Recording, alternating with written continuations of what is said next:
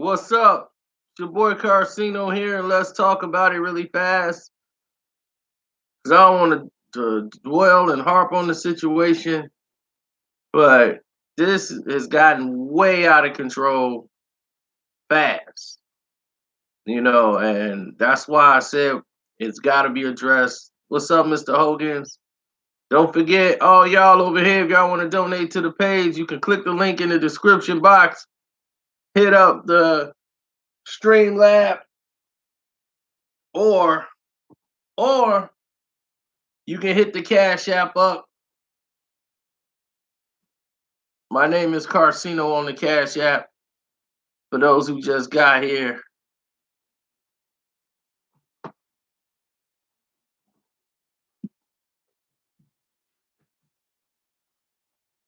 And now, since I did the breaking news, everybody been losing their mind, going off on the whole subject, and it just spread it across America. Now, here I am again, breaking news. And let's see the fumble and the rest of them steal this from me. Now, don't forget to hit the like button while you're here.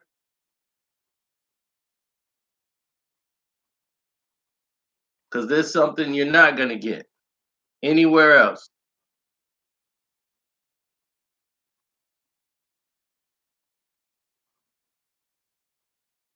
Okay, something's wrong here.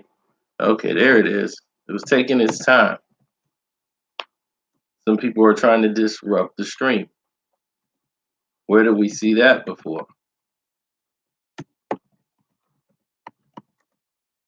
Now, since this Twitter backlash has been going on and everybody has been losing their minds as far as what's going to happen, and everybody's caught wind of it, they started to bash her. How could you do this to your husband? And coming out and attacking, Ayesha Curry, and they love to pile in on her. Anytime she says something or do something, they come right at her because she's not the traditional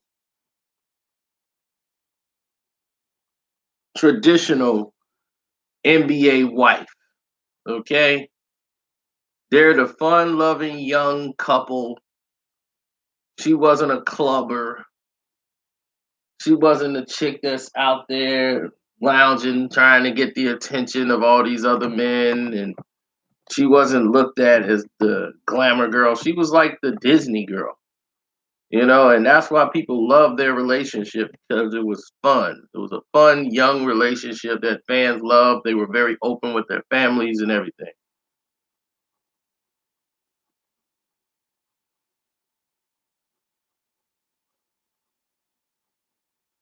Now, when Steph came home, let me tell you something that many of you didn't know that you should have known. They knew all about Steph knew all about the show. Okay, he knew his family was gonna be there. He knew who all was gonna be there. He basically knew that they just gonna sit there and talk about issues. He knew that. He didn't know what in the world they actually were gonna talk about,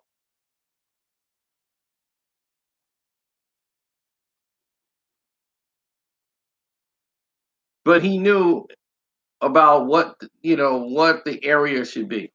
And definitely, where y'all hit the like button, people. Jesus, what's going on around here?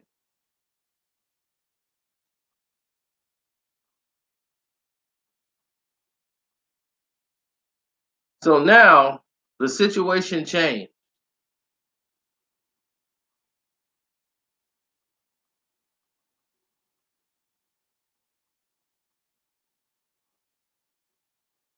The situation changed, and once Steph got there, Steph sent in some information for his mom to the show. That's how they was able. He sent that video and shared the video so that they could use it on the show, talking about Steph, and they went over some of the talk points. and she was gonna talk about some of her anxiety issues.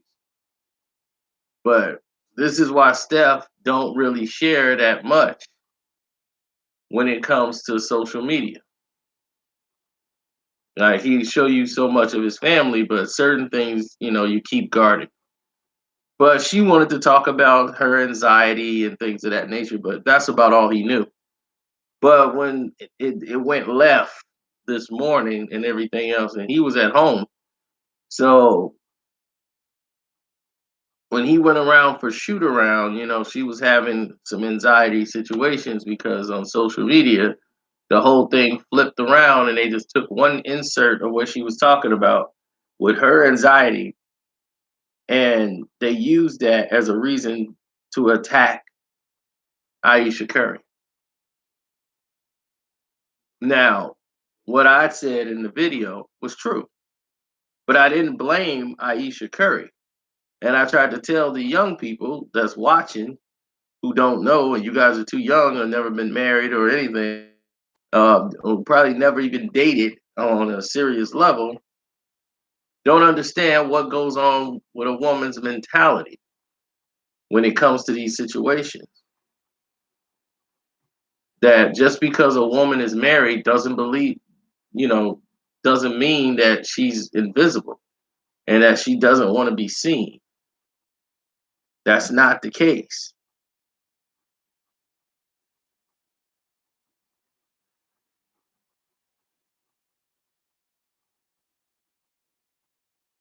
When a woman wants to be seen, they do certain things. They want people to, they want to feel beautiful to themselves, and so it's for their own. It doesn't mean they want to run out and cheat. It just means that they just want to feel, and for their own self gratification, they want to feel wanted.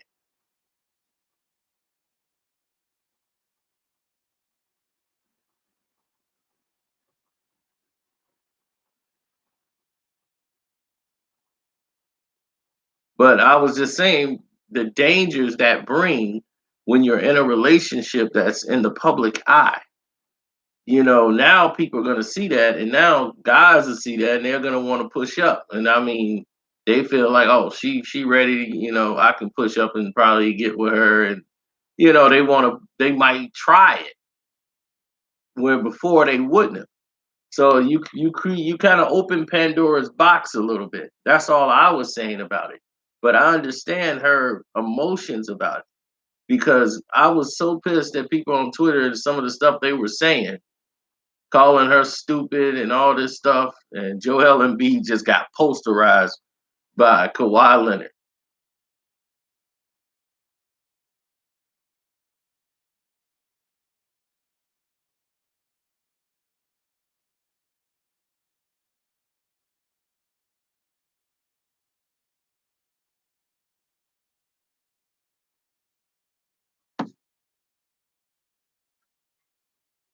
No, the problems that ensue is that it's too many people and like attacking her for no reason. Like they don't understand. She did a brave thing by opening up and telling you guys her vulnerabilities and her problems with anxiety, and you guys bashed her in the face for it and judged her and made it look like she's looking to cheat. You guys just really, I mean, I understand why women do it. Women hate the fact of what she's doing.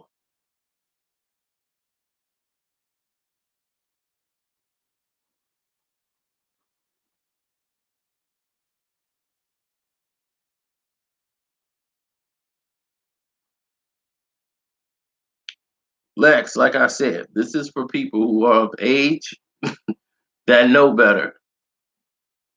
I understand her anxiety, but when her wanting men to look at her, that's part of her. That's part of the anxiety. It's insecurity. And she's like, I do feel a little insecure. You see, you gotta understand, women have babies. So they go through changes in their body to where they might not feel to themselves that they're attractive anymore. Those things go through their mind. They give themselves built up anxiety about how they look. because she's a mother of three. She had three kids early on.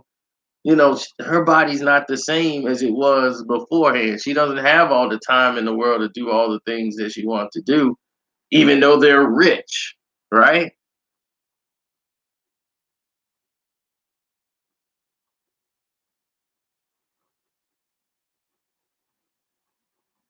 She was never fat. She always had a fat face. She always had the pie face. I mean, you got to look at their relationship. We already did the relationship. We did the whole breakdown.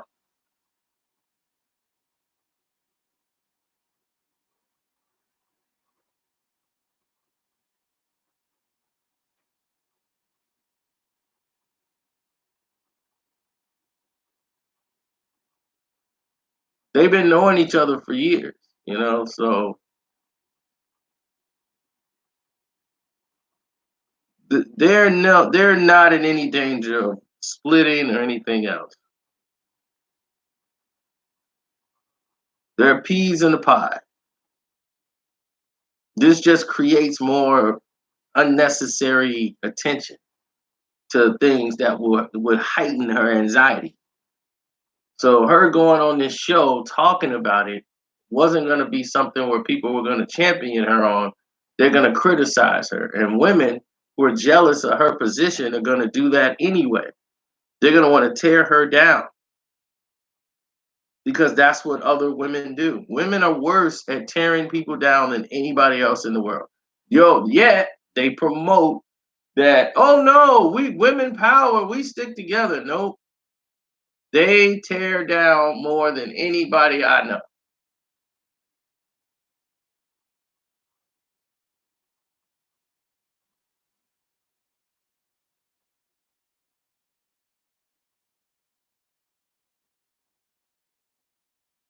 No, because if you got two storms going at it, it's not gonna work.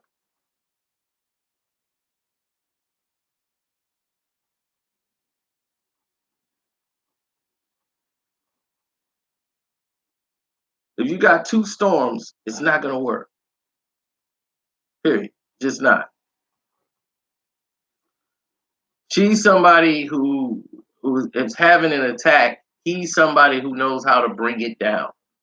They've been knowing each other since kids. He's been in love with her forever. But as if you watch the truth behind Steph Curry and Ayesha Curry, and I did the whole breakdown, you will realize I told you the absolute truth. Steph wasn't her first love. She knew Steph loved her, but at that time, she loved him as a friend. They've been knowing each other for years. Family's been knowing each other for years. So she tried to be an actress first in Disney. She had a couple of little runs, and then she got an apartment out there in California, and it wasn't the same anymore. It wasn't the same as when she thought, okay, I'm in Disney, I'm gonna start making my own money. It was rough. She lived in a crappy apartment. It was a little small apartment out there, and she was barely making ends meet, and she couldn't really do anything. Steph came out to Cali to meet with her and visit her because he was out there training for the USA team and all this stuff, working out and training with those guys before he was going to Davidson. He was going to college, and she was doing her thing, and they had a little time. They hung out, but she was really not paying no attention to him really. And he wanted to start a relationship then, but she wasn't feeling it. She was just worried about her career. So he's always loved her. Hers was different. She had to grow into relationship liking Steph.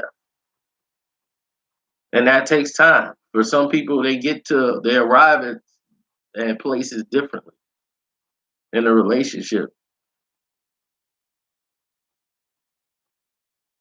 When you're young and you a guy, you don't understand that. A lot of guys don't understand that. We feel like we like you and you supposed to like us back. I'm like, I took you to dinner twice. The hell you mean? You still decide.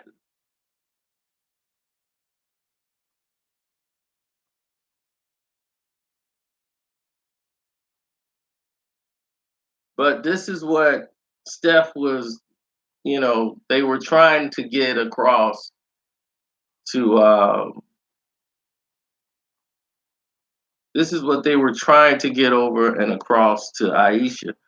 When you go on these shows and you share too much to the people, it didn't go the way they thought.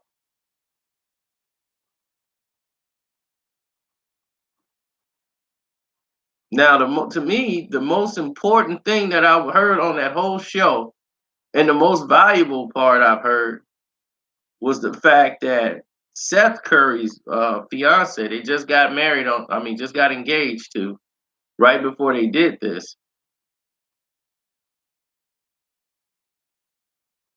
When she was a kid, they burnt down Doc Rivers' house. They knew who did it and everything, and they did nothing about it. The people who actually burnt down his house. And they burned down the house because he was married to a white woman and they had a kid that was mixed. And they didn't want Doc in the area. So they locked the dogs up and their pets up and everything. They burnt the house up.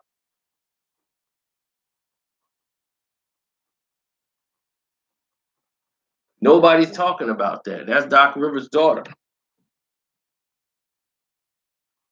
And she was so young when everything went down, she don't really understood why it was happening or what was going on. Like she knew her parents as mom and dad. It was a while before she's like, I even recognized that, okay, my mom is white, my dad is black. So those were the most important parts of that conversation, the whole table talk, you know, them dealing with that situation. And that led to other anxiety problems that Aisha go through now. Because when she was in Canada, she never she never experienced any type of racism. Once she came to live here in the United States, then she felt out like, okay, she's not black enough for the black people and she's not white enough for the white people. So she's like, well, what am I? And she's like, and I am a black woman. So she's like, it's just confusing. She didn't know where she fit in, and that played into some of her anxiety. And she has to self medicate herself sometimes because of what's going on. Some people anxiety can be under control. Some people can't help it.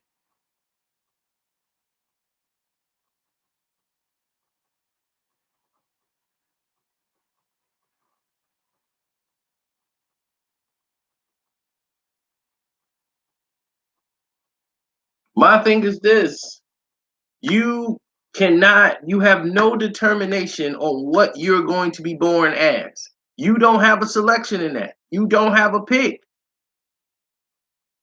You don't know what you're going to be born as. Did I know I was going to be born black? No. I probably would have said, hey, man, let me be Japanese, man. Shoot, be good with this arithmetic. Get my numbers up.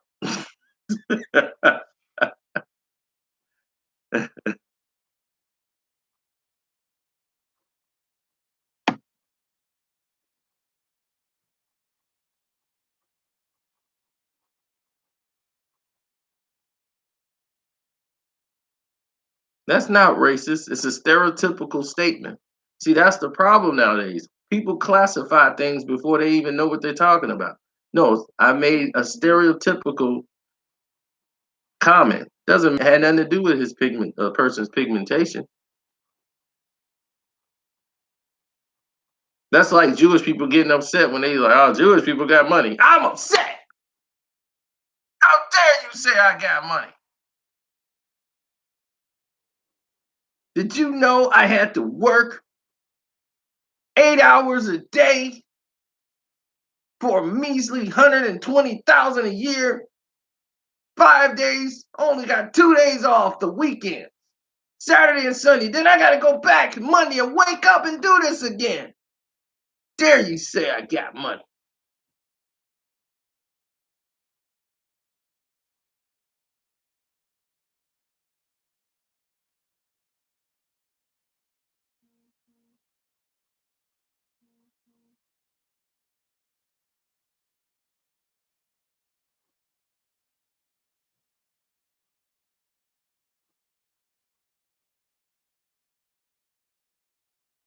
Oh, yes. Definitely hit the Cash App up for a donation. It's your boy Carcino.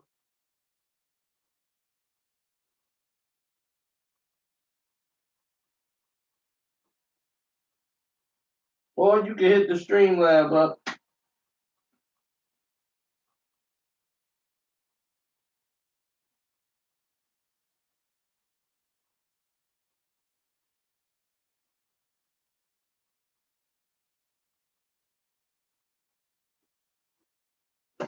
Yeah, it was a year ago today.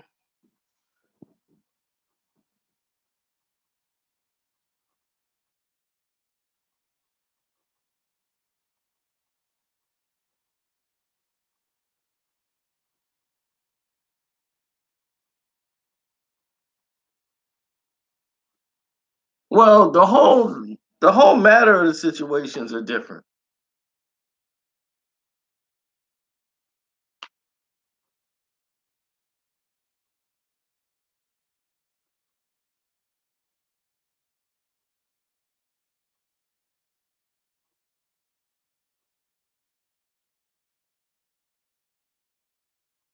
No, he can't. Look, that's a man's wife. Y'all missing the point. That's a man's wife. You know what I'm saying? And the fact is that he knows her better than anybody. He knows how to bring her down off her anxiety. She gets angry, she goes through things, but look, she's a person. And that's what y'all got to realize is that y'all get caught up so much in black, and somebody's being black, somebody's being white does not dictate your situation. Just because my neighbor over here might be white and the person over there might be from another person, how they feel about me, I don't give a damn one way or another. That's not gonna stop me from doing what I gotta do. And that's mostly our problem right now. We care so much about what they think and how they should be. They shouldn't be racist. I'll be like, I don't care if they are. Long as they know not to F with me. That's the only thing I care about. And that's why we are in the situation now that we're in. We care too much about all this dumb stuff that we don't really care about. We're not focused on it. You could be racist all you want. I don't care. My thing is, long as your racism don't extend to you trying to do physical harm or damage or discriminate against. Now, like if you don't want to watch movies with black people in it, knock yourself out. I don't care. If you want to do, I don't care what you do, what you want to teach in your home. I'm not trying to make you or change you. If you got a problem with somebody because of their pigmentation, then go ahead. I judge people how they treat me. I met black people who are assholes. I met white people who are assholes. I met Chinese people who were assholes. I met Asian people in general who were assholes. I met Hispanics who were assholes. And I'm quite sure you have too.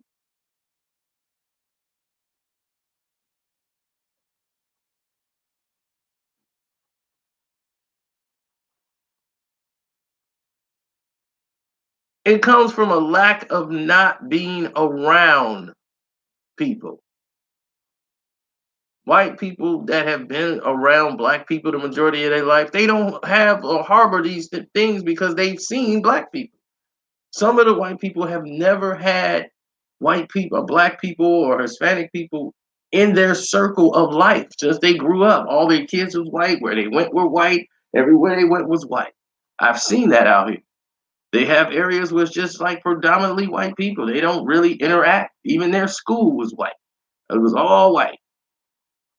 So they never endured or had to be around black people. This girl's parents, when her daughter started going to high school and then the school started getting integrated with more black people and her daughter started going dating a black guy, they had to, at the drop of a hat, now be accepted to meeting his family and everybody else who black, they from the hood. And here these rich people got to deal with some people they never met black people. They was about to have a heart attack from trying, like, we don't want to be racist. Am I racist? I don't even know. They were freaking themselves out because they didn't know what to do. They was just like, how do we act? Like, well, you treat them like people.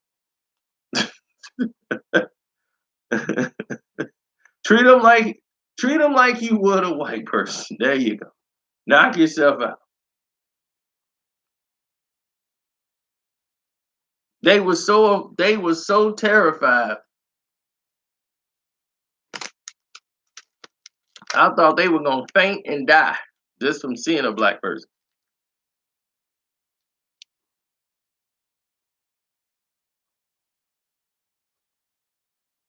They were freaking out. They were like, "What do black people eat? I don't know. Do they eat the same foods we have? We're having this. If you don't want that, we could get something else." You see, they were so afraid because they never been around blacks before. Now years go by. They've been around these black people, his family for years. They don't care.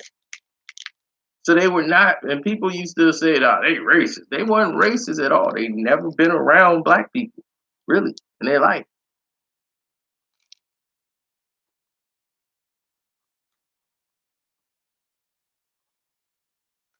Now they got a mixed grandbaby. Now they got a mixed grandbaby, a black stepson, and his black family. That black man married their daughter.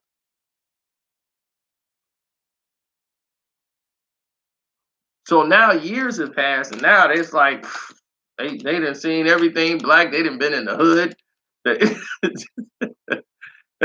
These rich white folks done been in the hood, going to a birthday party for their grandbaby.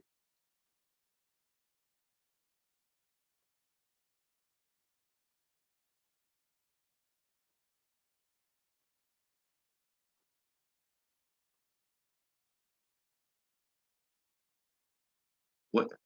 Maybe this person had missed the story. Somebody said Curry's from the hood. Who said he was from the hood? Where did that come from? I think you're missing the point of the story. You probably came in the middle of stuff. Because what we're saying is stop being focusing on things that are not the issue. Judge people how they treat you, how they respect you. Stop basing things off of race, period. That person's probably racist. If they're racist, that's their dilemma that they got to get around. I'm not here to try to make them not racist. My thing is, I'm going to be the same person I am and give the same respect I give to every human being I meet until you give me a reason not to respect you. That's how it works. You give respect to get respect. I address people as a human being. People's like, you got a problem with gay people. No, I don't. They could do what they want to do in the privacy of their own homes. I don't care. I'm not going to celebrate their sexuality. That's not what I do. I treat people as human beings. If they're a nice person, if they're nice to me, I'm nice back, very courteous. I speak back to them, say, hey, how you doing? But I don't have to go hang out with them. What they choose to do in their time is what they choose to do. I don't have to worry about it. See, the problem is we stress ourselves with situations that we can't control. When we got no We have no control over the things that we can control over. We don't want to engage in. We worrying about the cabinet seats. Well, ain't no black people in the administration in the White House right now. We gotta fix that cabinet. I'm like, dude, have you seen the hood you in right now? You about 37,000 in debt, 20,000 on that car that you wrecked and tore up. You just bought a 25 inch, a 95 inch TV, 4K that costs like 4, 6, 7 grand, and you got bills to pay. You got all these kids, no life insurance. You ain't paid your child support.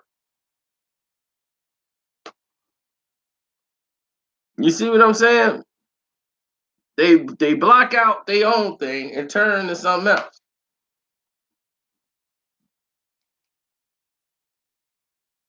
because they don't want to face the real problems and issues.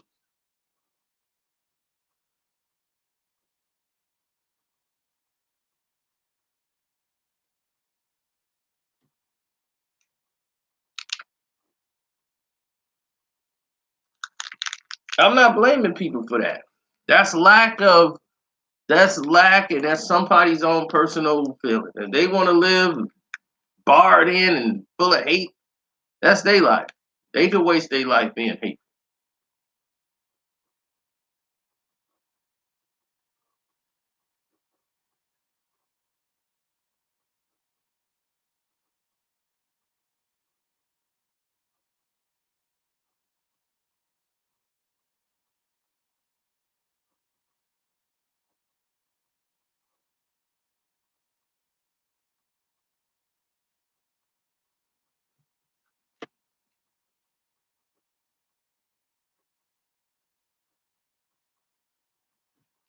No, you don't do that. What you could blame is the fact that your financial infrastructure was never set for you. It was never set for your ancestors. Your ancestors did not get anything set for them. They were not set up to be financially stable. Europeans can come in the country and get financially set up. Everybody else could. You have been enslaved here for over 400 years. Your ancestors have, and they basically freed the slaves and left you nothing when they did it. So you never was financially stable at no point. So for blacks to be upset about that, yeah, because it puts you behind. And as you see, for centuries, that has put us behind the 8 ball. Dr. King died in the 60s, and he was fighting for the rights that we're fighting for right now in the doggone 2000. So they can act like, oh, it's been a long time. No, it hasn't been a long time. Like I said, judge the way you've been treated and how you're being treated.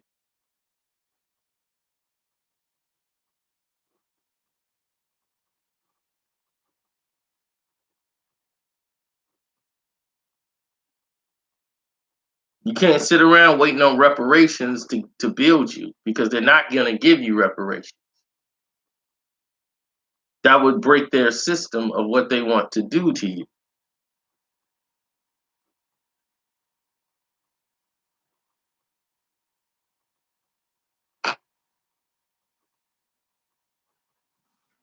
So instead of sitting around waiting on reparations, what you need to do is take the steps of stop going into debt on stupid things or material things you don't need. There's no reason for you to have 1927 pairs of Air Jordans. There's no need for you to have none of these materials that are not cost effective.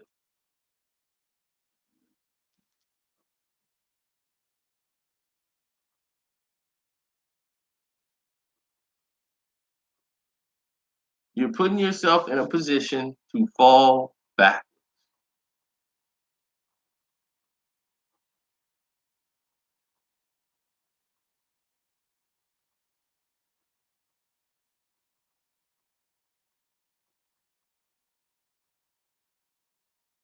The more you guys learn how to become financially independent by using strategy to save money instead of wasting money. We make money, we waste more money than we make because we don't have anything in our savings accounts. We have nothing in our portfolios and things of that nature. We're not taught this in school.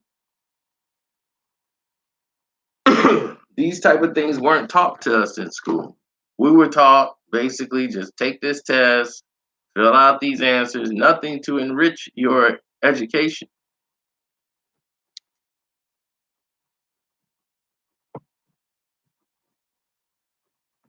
They don't teach you how they teach everyone else.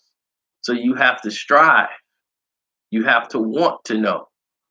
See, us, we have a tendency to wanting to not know anything. I don't even want to know. I don't know. I don't know. We love to say, I don't know. Why don't we know?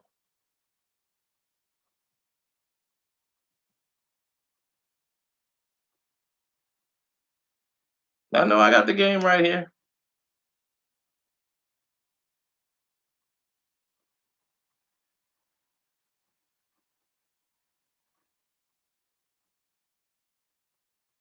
Just because someone has a Mercedes Benz don't mean they don't have no problems. You ain't never seen people with a Mercedes Benz with problems. I'm faced with the same problems everybody else is.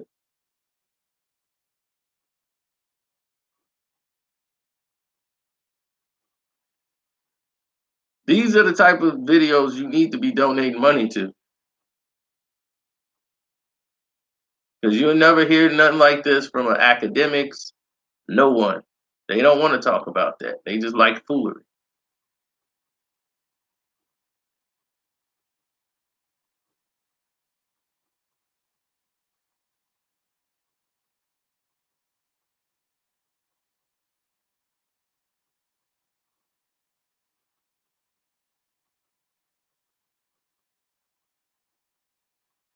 We've been programmed with this mentality of flash and making it because people think that when you get a luxury car, it's a symbol of I made it. And show your neighbors I made something of myself. Look what I'm driving. It's a seeking of attention. Everyone does it. We just do it in a more expensive behavior. I mean, you've seen the pie charts. They show what an average poor person is wearing and what they outfits wear. They shirt, they pants cost about they spend about 120 on their pants. They shoes cost about 300. They sweater costs about 180. They got a watch on that costs about $200-300. They got a chain on that costs about 25.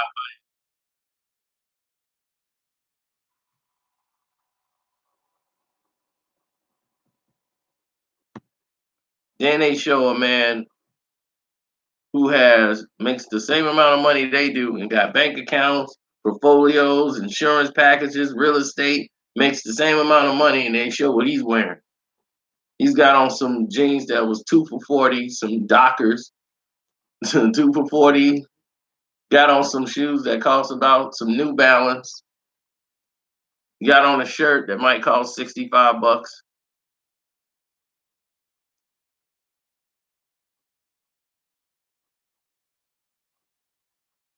and got on a Timex watch. Yet nobody's looking to rob him.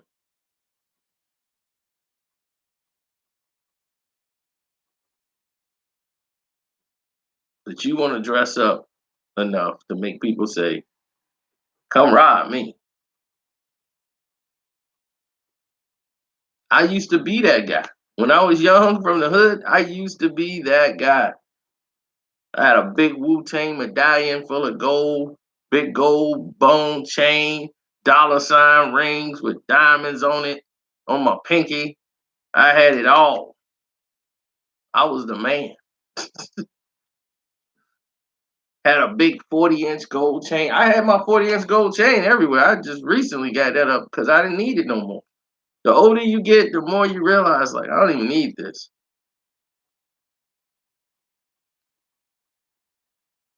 Where the jury at right now? My dollar sign ring got stolen when I set it down somewhere. I think I was at a car wash. I had it in a bag to get fixed.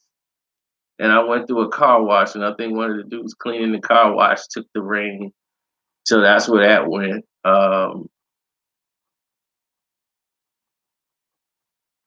What else didn't happen? I still don't know what happened to my herringbone. It was a big herringbone chain. I think it got knotted up, tangled up, and then I don't know what the hell I did with it. To be honest, I just probably lost it. The thing kept breaking and all this stuff. Um, then I had the link chain, which I ain't had to worry about the herringbone the problem no more. The Wu Tang medallion, couldn't tell you where it is right now. My Adidas medallion, little charm I used to wear back then. I gave that to my friend's sister.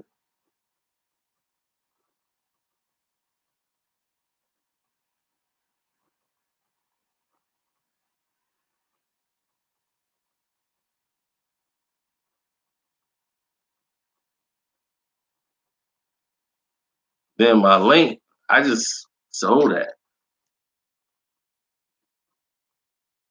The thing is, I got more money off of that.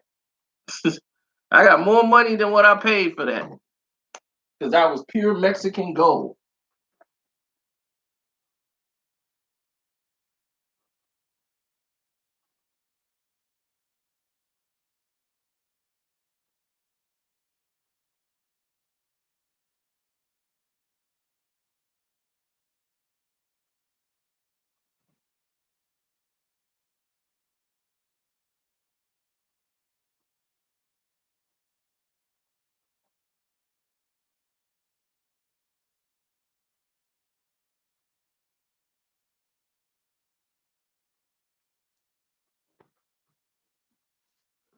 Ah, now I gotta call the boxing show. You see how busy I am?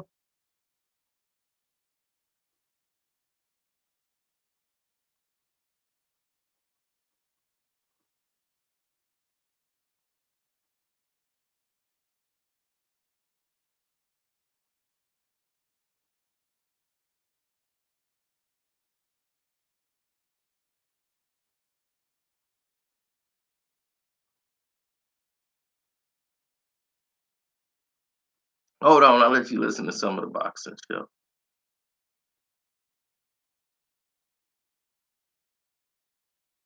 As you can see, my days are always packed.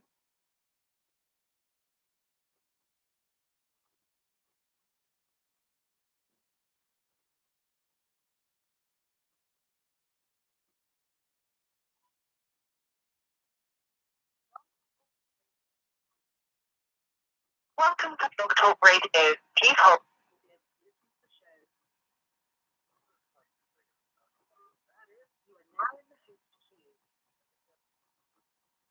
I think that's it. I think that's a recap.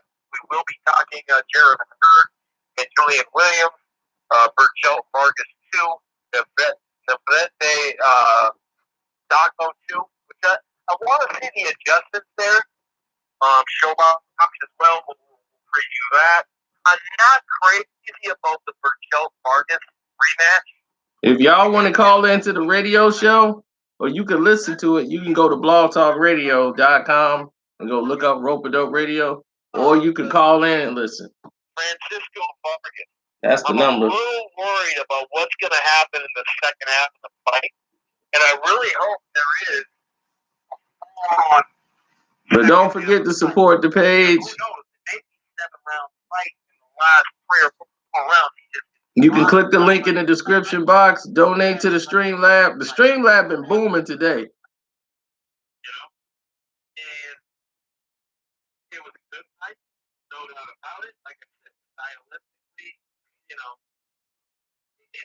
And then you can go to the Cash App on Carcino on the Cash App.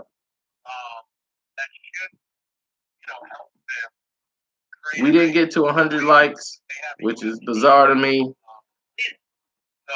but we came close.